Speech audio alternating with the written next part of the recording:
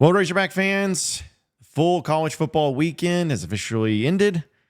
Where does Arkansas stand in the SEC? How we feeling heading into Oklahoma State? Let's talk about it on today's Locked On Razorbacks podcast.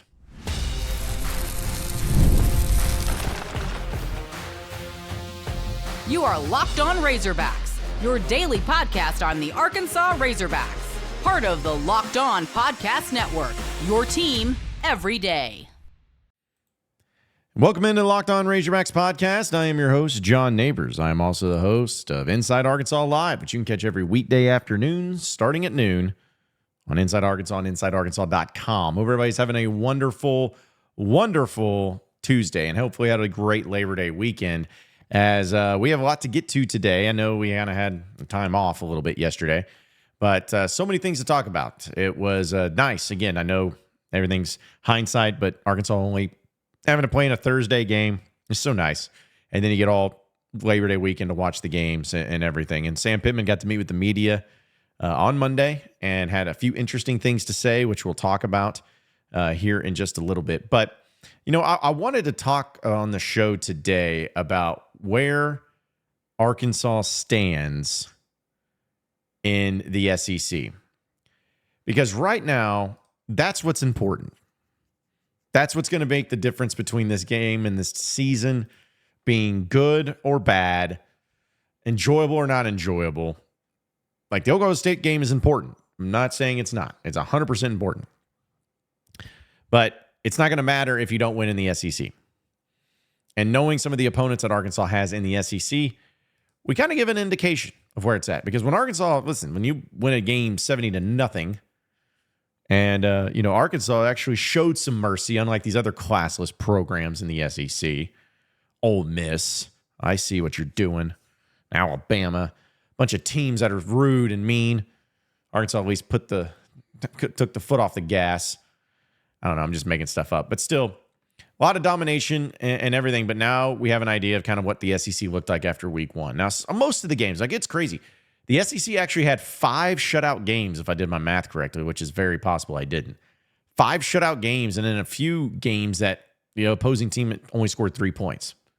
So it wasn't like, oh man, this is insanely talented and deep week of great games. Like there's just only so much you can take from it. Like for instance, we're not even going to talk about teams that don't really matter to Arkansas because they don't play. Like Vanderbilt, great win against Virginia Tech. It's awesome. In overtime, awesome. But Arkansas doesn't play Vanderbilt, so what does it matter? It doesn't. So we don't look at that. But let's look at the opponents that Arkansas actually does play, because that's what matters. No offense to Kentucky, no offense to anybody else, but that's stuff that matters is the teams that Arkansas is going to play. So Missouri was the first team that Arkansas is going to face up against, which is, of course, that same Thursday night. They won 51-0 over Murray State. So cool. And that's that. Now, another team that ended up dominating and also having another shutout was Texas, the team that Arkansas faces. Texas beat Colorado State 52-0. All right. Ole Miss, it's another team.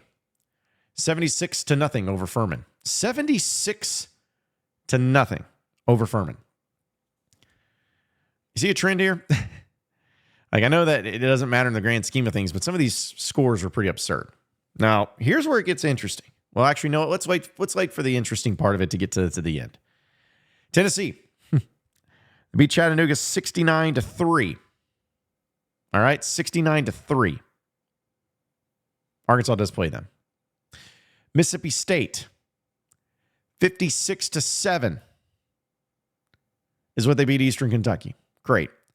Auburn 73-3 over Alabama A&M. Again, do you see the trend here?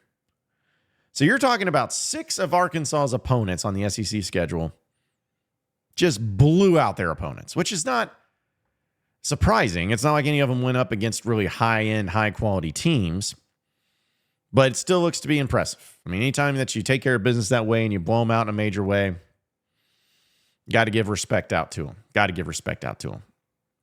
So definitely something to watch for. But Arkansas was also one of those teams that won 70-0. So, take that for what it's worth. Now, the two teams that actually had two quality opponents in their very first week that Arkansas is going to be facing was Texas A&M and LSU.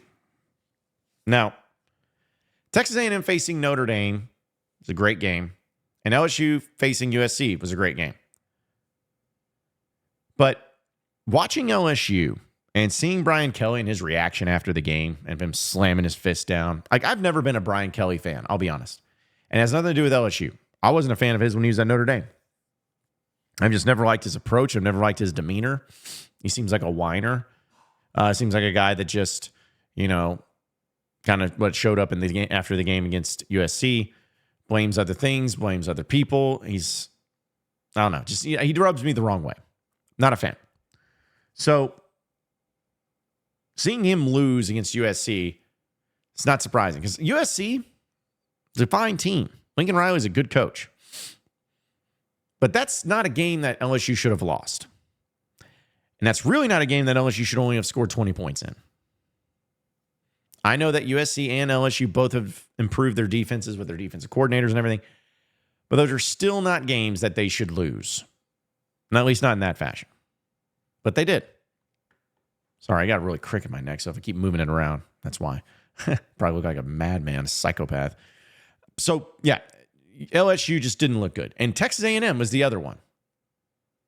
23-13 is what they lost to Notre Dame. Now, it's a little bit different because at least with LSU and USC, that was in a neutral field in Vegas.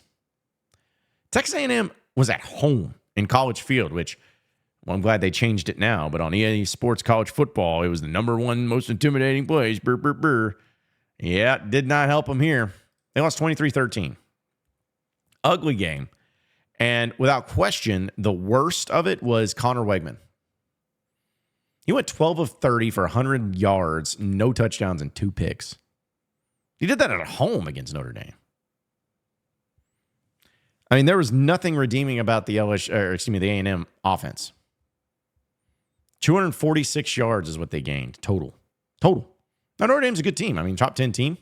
Got to give credit.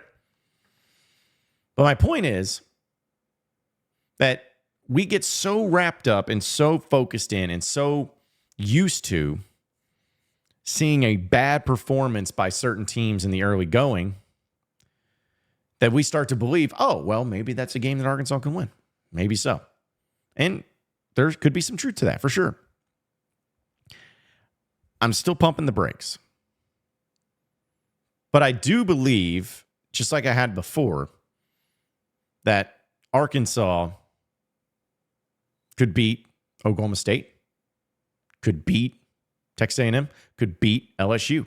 In fact, if you even checked my official final predictions from Inside Arkansas, I went game by game. I had Arkansas going 7-5, and 3 of those wins came against Oklahoma State, Texas A&M, and LSU because I just still don't trust them. But that's the thing is those are the only teams. Well, I shouldn't say the only teams. The only teams that Arkansas is going to be facing that looked not great. But they're also the only 2 teams that Arkansas is going to be facing this year that actually faced off against decent opponents. So it's really hard to understand, like, what do you take away from it? What do you know? But just going off the gut feeling, just going off of instinct, just going off of what I saw, what I witnessed, what I looked at, all of that. I still think Arkansas can navigate into this conference. I still think they can win a few games in this conference. There's some winnable games. But it's just always unfortunate because it's like, why can't they play Florida? Because Florida's terrible. Why can't they play South Carolina? South Carolina's terrible. Why can't they play Vanderbilt? Which I know Vanderbilt beat Virginia Tech, but still, it's Vanderbilt. You should be able to beat them. Why can't they do that? Have some of those games. No. You just get you got to play all the teams that scored 80 million points over the weekend. That's what you get. But long story short, Georgia looked great against Clemson, especially in the second half. Georgia's the best in this conference, and it's not close. Texas is decent. And after that, like, nobody else is going to win the SEC. It's Georgia by a wide margin, and then Texas has 10% chance, and then the rest of it's just fighting for scraps. Bama, they look good, but Still don't think that they're going to be to that level. Other teams that are good, but I just don't see it. I just don't see it. But Nick, great to have it back. Just the SEC football and us, a.k.a. me, hyping it up and gassing you all up to making you believe. Because we're going to talk Oklahoma State this week, too. Because I want to get into that. But there's going to be some fun things happening with that, too. And some of you are already rolling your eyes and get pissed at me, but that's okay. But we'll talk about that and a lot more coming up here on Locked On Razorbacks podcast, so stay with us.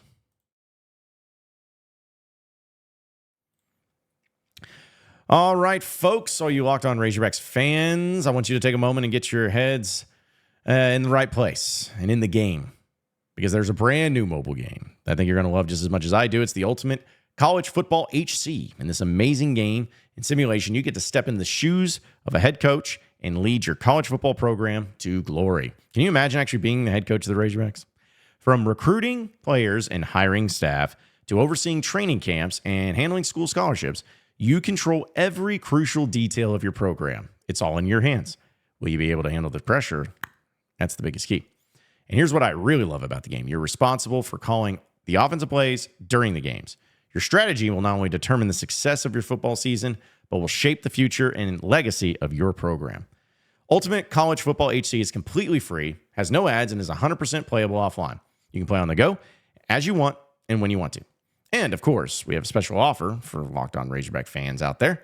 Use that promo code LOCKEDONCFB. That's LOCKEDONCFB, all caps, inside the game store to receive a free boost to your program. Make sure you take advantage of this perk, and you'll get your team off to a really strong start.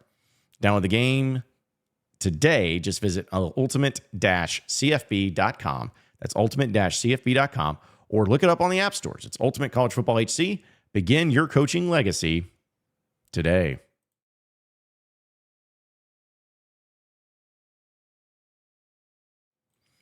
All right, so moving on into the next segment of the Locked On Razorbacks podcast.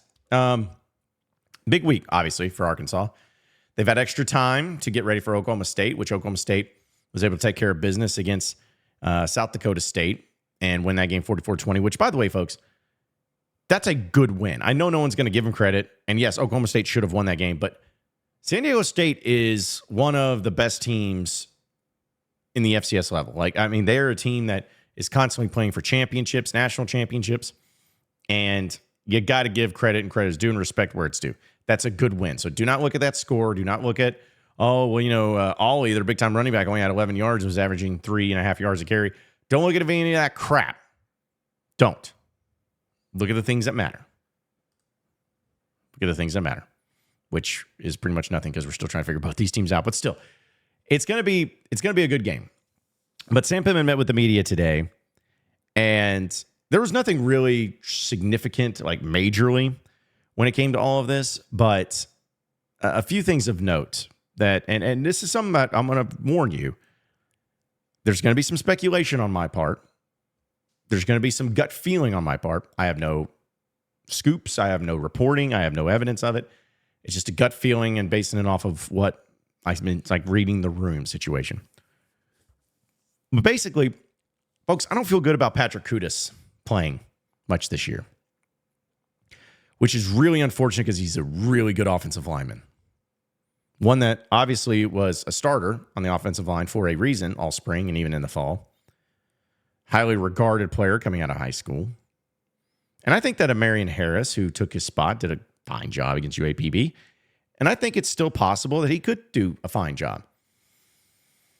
But here's the thing that I'll always just bring up when it comes to injuries and especially dealing with the offensive line. Like, Kudus started for a reason. He was the starter for a reason. There had to be something about him, something about what he did as a player that separated him and made him the guy. So as much as I'd like to sit here and say, oh, well, it's going to be okay. It's going to be just fine. Well, yeah, maybe. But he's a really good player, an experienced dude. Sam Pittman talked about him getting his MRI, and we don't know anything yet. So again, I'm not saying I've heard him. I'm not giving a time frame. It's just basing it on the way that Sam Pittman acted, kind of the way that they've been handling Patrick Kudus. It just really does not feel like he's going to play at least here for a bit. fact, Sam Pittman listed him as doubtful, which is so crazy to think. We're starting to get, was it week 4, I believe now? We're getting the official injury reports in college football. So that'll be interesting. Yeah, he's getting ahead of the game already. He's questionable or doubtful. And then Andrew Armstrong, the other wide receiver he didn't play at all against UAPB, which he didn't need to. I was thinking, and just under the assumption, I'm like, okay, he'll come back. He'll be back for Oklahoma State for sure. And he might. But Sam Pittman talks about him being questionable. So still some things I'm just not really liking right now. And as far as the language goes, as far as the approach goes, I ain't about it. I don't really care for it. I don't really like it. And again, it's not anything like to say it's all doom and gloom or anything, but you just don't want to have injuries, and you're going to need all hands on deck. Like Arkansas has just always been a program, and they always will be a program for the foreseeable future, that you're just not good enough to have injuries and continue on. You know, you're not Alabama, you're not Georgia. It's just like, okay, well, we'll just plug in another 5-star. You don't have that. And especially this year, you got to have everybody healthy, and especially at an important position like the offensive line. Now, I am not taking away the significance of not having Andrew Armstrong, because Andrew Armstrong, without question, is the best wide receiver on the team. He is. But at least there you have a lot of depth and talent. You have a lot of options. Offensive line, maybe not so much. But it's also crazy, too, and I may bring this up again later this week, and this is just separate. But, you know, this is the first time Arkansas and Oklahoma State are going to play each other since 1980. And I knew that they had played each other in basketball and in baseball pretty frequently, here recently especially. But I was just like, man, 1980. And then I looked into it and I saw that with the team like Oklahoma, OU. Arkansas has not played them in the regular season. They played them in bowl games, but they have not played them in the regular season since 1926. And I'm sorry, I know this may not be as big of a deal to anybody else, but how in the world, like from Fayetteville, Stillwater is less than 3 hours away. It's like from here to Little Rock, pretty much. Less than 3 hours away to Stillwater. Just a little under 3.5 hours to Norman. The closest Power 5 schools in vicinity of Arkansas. And yet, it's been so long since you played either of them. Make that make sense. I can't. We're going to talk about something that really impacted a lot of you and a lot of people in college football, and something I want to rant about here in just a little bit, but we'll get to that here in a second. So stay with us on the Locked On Razorbacks podcast. All right, folks, we know that, hey, it's now the weekend's over, the long weekend's over. It's back to work, right? Back to the old grind. Well, when you get back to that grind, you're going to start getting tired because, you know, you're still recovering from that marathon you had over the Labor Day weekend. Well, look no further than 5-Hour Energy. 5-Hour Energy is what's going to fix your tired fast. Whether you have a long list to do at work, or do-it-yourself projects at home, any of that, just do a 5-Hour Energy shot. You can check everything off your list. Boom, just like that. And if you're like me, you always have a large list of projects to here at work with Inside Arkansas and everything. I don't think like I ever leave my office. I'm always sitting here at my computer all day, and it still wears on you mentally. But 5-Hour Energy will always get you that energy that you need to get your stuff done. That's important. You got to get those goals done. But with zero sugar in a convenient portable size, it's the perfect pick-me-up for getting stuff done. The 5-Hour Energy website has flavors galore in watermelon, tropical burst, grape, berry, and there is flavor for everyone. So you can try them all. And the greatest thing about it is on the site, you have options to build your own 12-pack or your 24-pack. So you can pick and choose the flavors that you want and have it delivered straight to your door. If you go to 5hourenergy.com, that's the number 5hourenergy.com, and get some 5-Hour Energy product today, you can use my promo code LOCKEDONCFB to receive 20% off your order. This offer is only valid until September 30th and on one order and cannot be used with any other promotions. The code is not good on subscription orders at all. So just keep that in mind. But you want to get that tired out of your system and get that energy, get you a 5-Hour Energy by going to 5hourenergy.com today.